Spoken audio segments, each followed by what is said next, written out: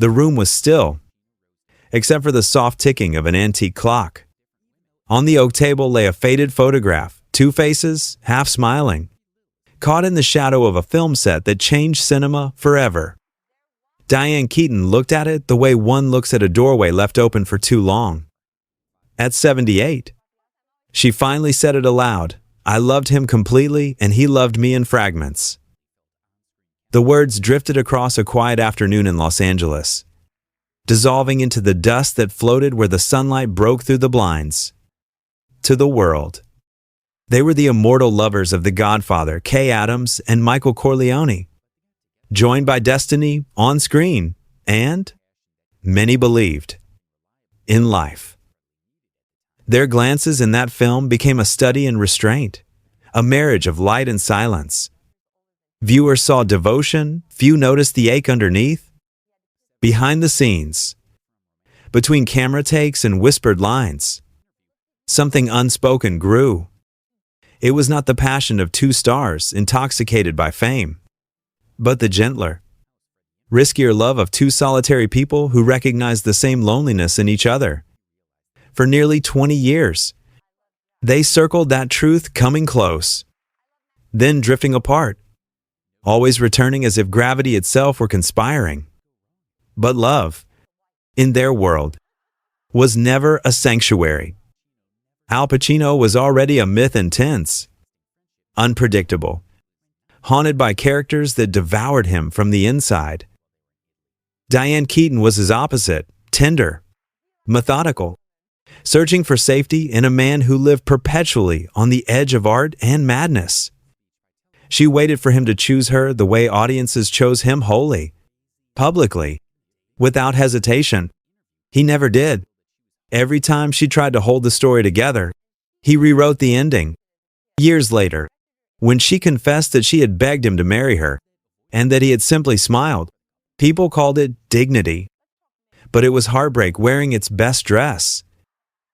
Now, as she sits alone in a house filled with books, laughter long faded, she admits what silence had once protected. I was never the one he couldn't love. I was the one he couldn't keep. Outside, evening gathers like a curtain closing. Inside, the photograph on the table trembles slightly in the breeze. So what happened between the woman who believed in forever and the man who believed only in the moment? And how does a love that never found its ending still echo half a century later? In every scene where their eyes meet and neither speaks, the first time Diane Keaton saw Al Pacino, he wasn't yet a legend. He was just a thin, dark-haired actor sitting quietly in a corner of the Godfather rehearsal room, unassuming, almost shy, with a face that carried both mischief and melancholy. The director, Francis Ford Coppola, was explaining the emotional core of a wedding scene, and while the others listened dutifully, Pacino simply watched. His gaze was still, analytical, and strangely gentle. Keaton, meanwhile, was radiant and restless, the new actress with an unpredictable charm, half bohemian, half childlike. She wasn't supposed to be there for love, she was there for the craft. Yet, the moment Pacino looked up, she felt the strange quiet that often precedes recognition. It was immediate. She would later say, "He was unlike anyone else I had ever met, not because he tried to impress me, but because he didn't." That was 1971. They were two young actors standing at the threshold of a film that would change everything, not only for cinema, but for them. On screen, they became America's tragic couple, Kay Adams and Michael Corleone, the innocent woman and the man pulled into darkness. Their faces framed by shadow, their voices restrained, their love buried beneath duty. The camera turned their silence into poetry. What the world didn't know was that between takes, something equally quiet and equally dangerous was unfolding. Diane admired his intensity, his solitude, his mystery. Al admired her warmth, her wit, her lightness. Together they were magnet and mirror drawn to each other's opposites, unable to stay apart. During breaks, They shared cigarettes and secrets, laughing softly in the corners of crowded sets. Sometimes, while waiting for the next scene, Keaton would watch him from across the room, his concentration so absolute it frightened her. Pacino never spoke about love, but in the small gestures, the way he touched her hand, the way his eyes softened when she laughed, there was something that felt sacred. It was a love born in whispers. When The Godfather premiered in 1972, they became part of history. The film was an earthquake, and the world trembled with it. Critics called it art. Audiences called it myth. And everywhere, people saw them. For Diane, success felt surreal, as if she had stepped into a story too large for her own skin. For L.O.V., fame was a burden. He was terrified of becoming the persona the world demanded, the brooding genius, the untouchable actor. She reached for simplicity. He ran toward solitude. At first, their differences seemed poetic, fire and water, chaos and calm. But over time, they became fault lines. He would disappear for days, swallowed by rehearsals, scripts, endless reshoots. She would wait, convincing herself that genius required distance. When he called, he would sound exhausted, half present, already somewhere else. In interviews, Keaton would smile and deflect questions about love. But in private, she filled diaries with words she never sent. Letters beginning with "I miss you," ending with "maybe next time." There were good days, the kind that live forever in memory. Mornings in New York cafes where he would read the newspaper aloud, exaggerating every headline to make her laugh. Late nights spent wandering the city, unnoticed, two silhouettes passing under flickering streetlights. In those hours, they seemed like anyone ordinary, unguarded, happy. But every dawn brought the reminder that Al belonged to something larger than them both, the relentless machinery of cinema and the perfectionism that consumed him. His art demanded everything. Her love offered everything. And still, it was never enough. When The Godfather Part 2 began filming, their connection had grown deeper and more fragile. The roles they played were hauntingly close to their reality. Kay, the woman betrayed by a man who could never truly come back to her. Michael, the man whose silence became a wall. Coppola once said that during those scenes, he didn't need to direct. All he had to do was let them look at each other. What the camera captured wasn't performance, it was confession. Diane later admitted that filming those arguments broke her heart twice, once for the character and once for herself. When the film wrapped, she waited for him to ask her to stay, to build a life outside the frame. He didn't. He thanked her gently, kissed her forehead, and went back to work. Months passed. She sent him a note. "I wish we could just live like two normal people." He replied after weeks, "I don't think I am normal enough for that." Still, they found their way back to each other again and again at parties, on sets, in the quiet of late-night phone calls that lasted until dawn. Their relationship was a cycle: distance, longing, reunion, regret. Each return felt like hope, each departure like déjà vu. And through it all, Diane kept believing that maybe, one day, the man who played Michael Corleone would learn how to stop running from love. But as years turned into decades, the illusion began to fracture. He loved her deeply, she never doubted that, but love for him was a language of absence, not presence. He could write her into his world, but he could never stay inside hers. When she finally asked him to marry her, it wasn't a proposal, it was a plea for peace. He smiled that small, impossible smile, tender, apologetic, final. And in that moment, Diane Keaton understood that some loves aren't meant to last a lifetime, they're meant to mark it. By the time The Godfather Part 3 arrived, they were no longer lovers, only legends bound by memory. She had moved on, at least in the way people pretend to. He remained the man she could never quite stop waiting for. The world saw two icons, aging gracefully, sharing the same frame once more. But behind the eyes of Kay and Michael was a private eulogy, the silent acknowledgement that their story had ended long before the camera started rolling again. And yet, when the director called "Cut," Diane turned, as if expecting him to look back. He didn't. He simply walked away the same way he always had, quietly, beautifully, irreversibly. Love had not betrayed them. It had simply outgrown them. And in its place remained the thing both of them understood best: silence. She used to say that Al Pacino was like weather, unpredictable, mesmerizing, impossible to hold. You could love the rain, but you couldn't stop it from falling. In the quiet years that followed The Godfather Part 2, Diane Keaton learned to live inside that metaphor. Her love had not ended, it had simply changed shape.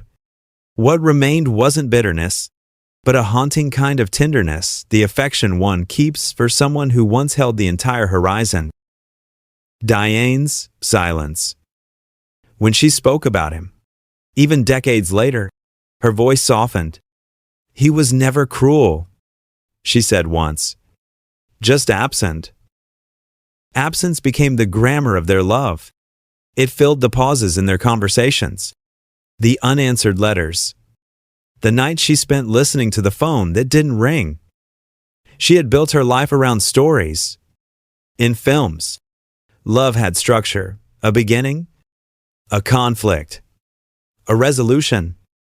But in life, love sometimes dissolved before the final act. In her journals, she wrote in looping, hurried ink. "He looks at me the way one looks at something that might vanish. Maybe that's why I always did." To love a man like Al was to live with the ache of his distance. He was fully present, only in flashes, those rare moments when the armor cracked. Then he would reach for her hand, his voice quieter than the world expected, and whisper something ordinary that felt extraordinary. "You okay? Kid, you eat today?" Moments like that made her stay long after she knew she should go. Friends would ask why she waited, why she endured the long silences and the endless cycles of separation.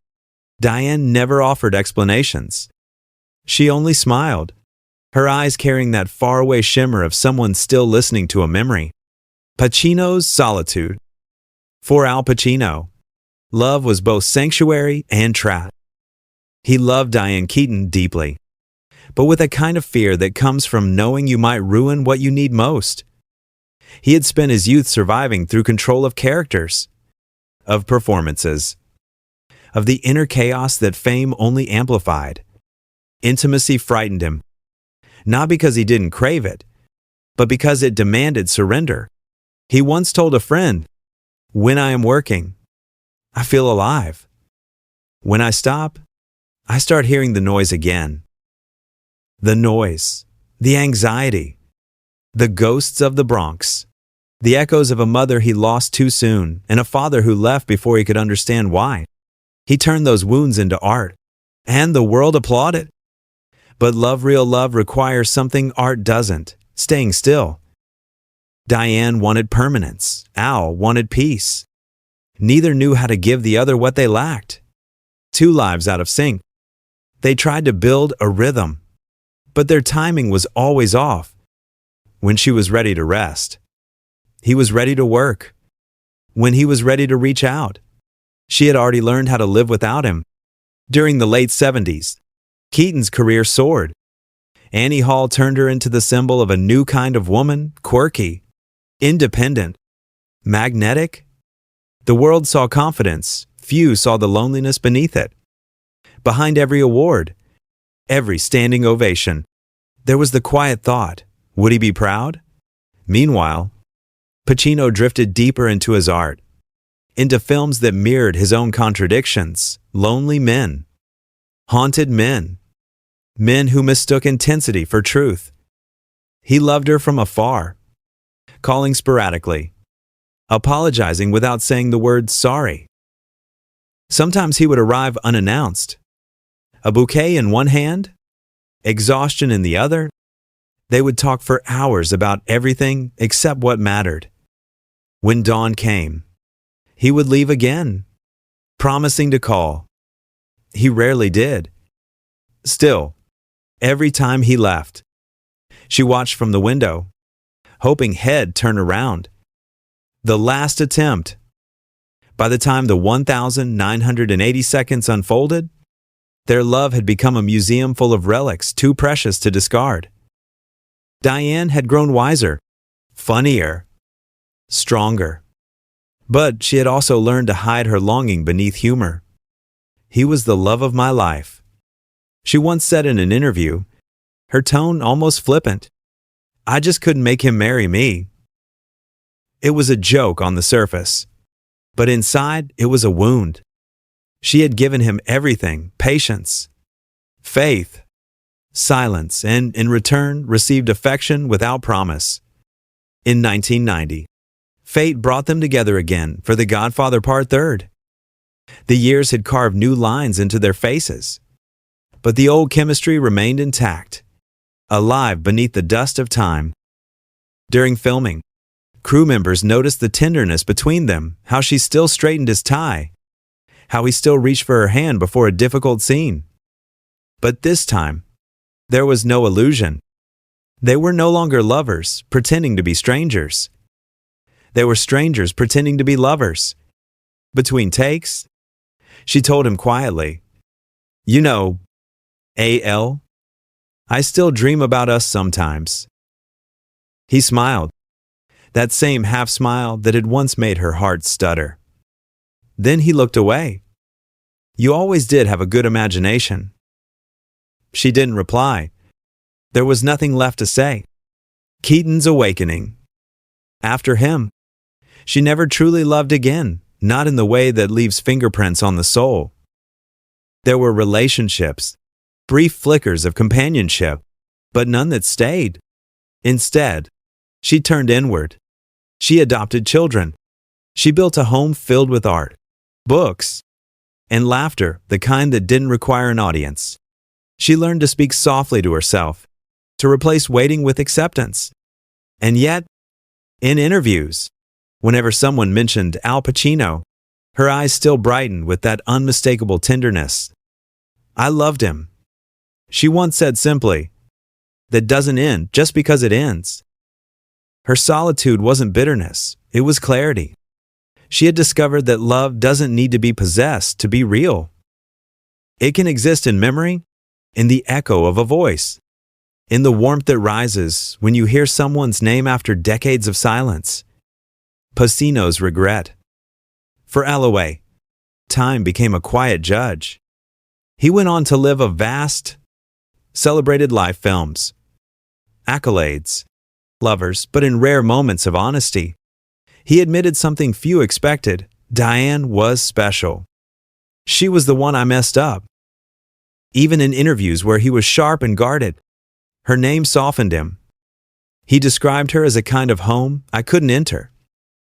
He never married. He became a father, a mentor, a legend.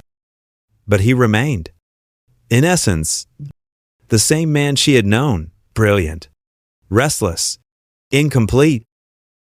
And sometimes, when asked about love, he would quote a line from The Godfather. It's not personal, it's strictly business. Then he would pause, and his voice would drop. But sometimes you realize it was personal all along. Parallel loneliness. There's a strange beauty in two lives running parallel but never touching again. Keaton's world grew serene, sunlit mornings. Her children's laughter. Quiet evenings, writing memoirs. Pacino's world stayed nocturnal, late rehearsals. City lights. A mind that never slept. Yet in their solitude, they remained connected by an invisible thread, the memory of a love that neither could replace. She once described him as the chapter that never closes. He described her as the woman who knew me better than I wanted to be known. Perhaps that's why they could never last. Some souls meet not to stay, but to remind each other what truth feels like. Love. For them. It was not a tragedy, it was a portrait left unfinished. And in the unpainted spaces, you can still feel the pulse of what once was. Her laughter echoing through New York streets, his silence answering from miles away. They lived separate lives, yet shared the same ghost.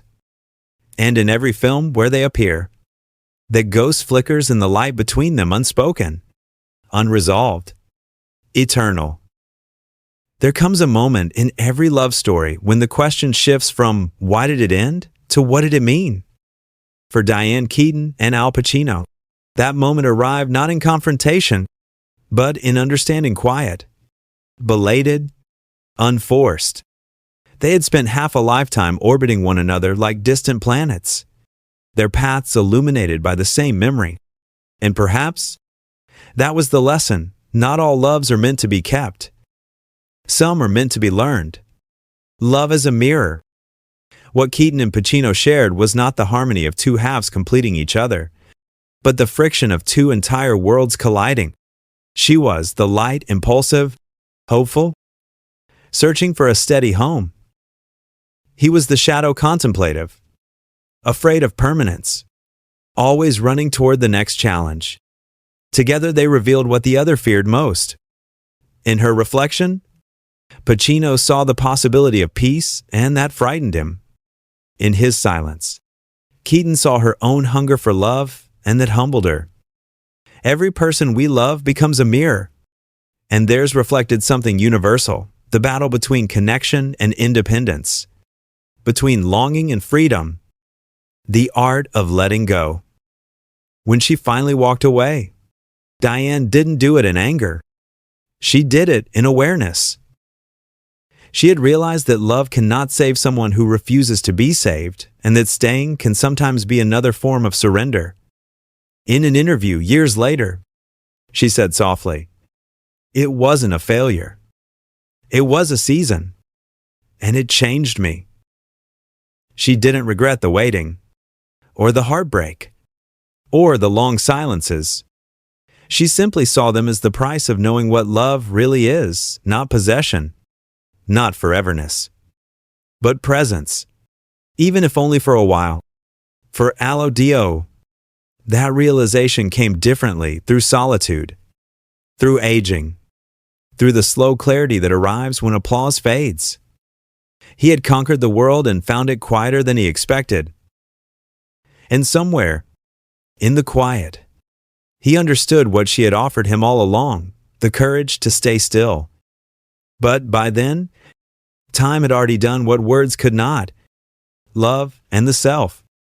The world often asks whether Diane Keaton was lonely, living single into her 70s, without a husband, without the happy ending that stories promise. She always smiled at the question. I have my house, my kids, my memories. She'd say, I am good. But the truth lies deeper. Her solitude wasn't absence, it was authorship. She had rewritten the script of what a woman's life could be after love. She had turned heartbreak into a garden where she grew something rarer, self-knowledge. There is a kind of peace that only those who have loved deeply and lost gently can know. It's the peace of acceptance, of looking back without bitterness, of saying, I'm grateful it happened, even if it didn't last. Pacino once said in a rare confession, you can't unlove someone like her. You just live with it. That was his way of surrender, not theatrical, not dramatic, just honest. The universal truth. Their story endures because it speaks to the unspoken truth about love. That sometimes the most meaningful relationships are not the ones that survive, but the ones that transform us. We live believing that love should complete us. But maybe its real purpose is to reveal us, to strip away illusions until we see ourselves more clearly. Diane's love taught her courage, patience, and eventually freedom. Elle's love taught him vulnerability, loss, and the quiet ache of memory. Both of them, in different ways, became larger, truer versions of themselves because of what they couldn't hold on to. The philosophy of impermanence. There's a Japanese word, mono, no aware, the awareness of the impermanence of things, and the gentle sadness that comes with it. Keaton once embodied that idea without naming it.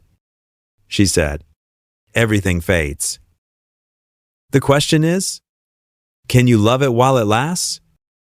That was her answer to Al Pacino, to the decades of silence, to the audiences who still watched The Godfather and mistook their pain for fiction. She had loved him while it lasted. And that was enough. Their legacy. In the end, what remains is not the absence of love, but its imprint, the invisible tenderness that lingers in every frame of their shared films. When Kay Adams looks at Michael Corleone in that final shot, tears in her eyes. Audiences still believe it's acting, but perhaps it wasn't. Perhaps it was Diane's last letter to the man she could never keep written, not with ink, but with silence. The moral of their story is simple, and yet it's what every human heart resists learning. We cannot force permanence on what was meant to be a moment. We cannot demand forever from someone who only knows how to give now.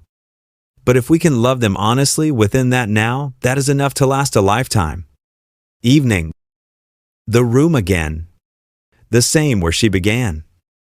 The same faint ticking of the clock. The same amber light spilling across the wooden floor. Diane Keaton sits by the window, now. A cup of tea cooling in her hands. Outside, the world softens into the blue hour. That quiet time between day and night when nothing needs to be said. On the table beside her rests the photograph she and Al, both impossibly young, mid-laughter, unaware of what history would make of them. She studies it for a long while. The colors have faded, but the emotion hasn't. There are no tears, no regret, only a kind of peace. Because what she once called loss has become proof that love, even when unfinished, is still love. "I don't wish he had married me," she once told a friend. "I just wish he had stayed long enough to know he could have." The light in the room dims. Somewhere in the distance, a record hums softly the sound of a piano, hesitant and beautiful. She closes her eyes. In another part of the city, Al Pacino, older now, sits in a screening room watching The Godfather again. When Diane's face appears on screen, he leans forward, his expression unreadable. For a moment, the years fall away. Two young actors again. Two hearts still learning how to love without fear. He whispers, not to anyone, but into the quiet. "She was the one I couldn't keep." Back in her house, the clock continues its soft rhythm. The chair across from her, the one that once felt so empty, no longer looks that way. A book lies open there, its pages turned by the breeze. And in that simple motion, everything unfinished finally rests.